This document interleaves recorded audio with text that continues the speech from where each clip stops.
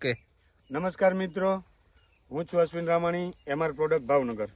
હવે આપણે આજે એક ફિલ્ડની અંદર આવ્યા છીએ, તો કે આ વિસ્તારની અંદર નવું ફિલ્ડ છે, તો એ ડુંગળીનું ફિલ્ડ છે.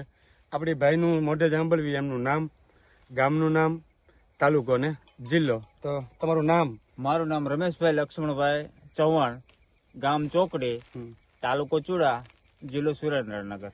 બરાબર. હવે રમેશભાઈ, હાજી સાહેબ. આપણે ડુંગળી જે તમે વાવી છે, હા. તમે વર્ષોથી વાવો છો કે નવો અનુભવ છે? નહીં, હું 3 વર્ષથી વાવું છું ડુંગળી. 3 વર્ષથી વાવો છો ડુંગળી. બરાબર. હવે કારણ કે આ વિસ્તારની અંદર આપણે ડુંગળી ઓછી થાય છે, કારણ કે આમ ગણો તો મરચાનો મોટો બેડ છે. વીઘો ની નહીં જાતો. આ ઝાઝો પ્લાન આ વખતે જ નાખ્યો, પહેલી વખત જ તે. તો તમે જે દર વર્ષે ડુંગળી વાવો હા એમાં હા. અને આ વર્ષે જે આ ડુંગળી કરી છે એમાં તમને શું તફાવત દેખાણો 3 વર્ષની અંદર?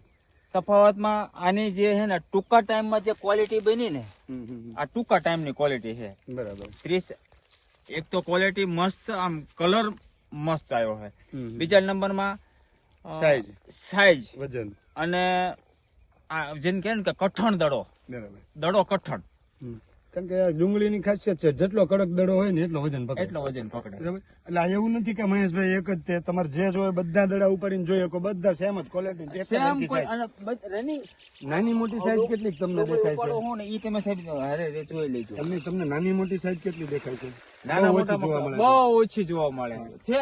નાની સાઈઝ કોક નીકળે, નથી નીકળતું એવું નથી કહેતો, પણ ક્વોલિટી મસ્ત બેની છે. બરાબર છે. હવે પણ કહેવાનો મતલબ શું, તમે જે 3 વર્ષથી ડુંગળી તો વાવો છો, દર વર્ષે વીઘો 1.5 વીઘો 2 વીઘો વાવો, થોડી વધારે વાવી છે, આ વખતે વધારે. અને તમે